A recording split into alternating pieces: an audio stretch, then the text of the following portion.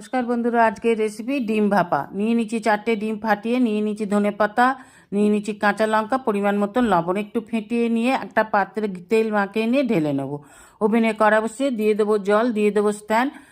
ডিম ফাটানো পাত্রটিকে ঢাকা দিয়ে 10 মিনিট ভাপিয়ে নেব। 10 মিনিট পর নামিয়ে নিয়ে এইভাবে ছোট ছোট বরফি আকারে কেটে নেব।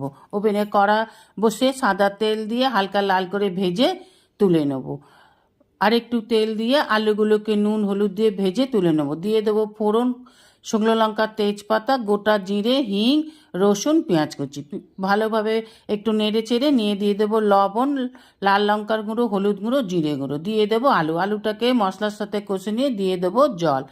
10 মিনিট ফুটে গেলে দিয়ে দেবো ফেটানো টক দই, দিয়ে দেবো ভেজে রাখা ডিমগুলোকে, দিয়ে দেবো কাঁচা লঙ্কা, দিয়ে দেবো 1 টিস্পুন ঘি, ধনেপাতা কুচি, গরম মশলা। নাড়াচাড়া করে নামিয়ে নিলেই তৈরি ডিম ভাপা।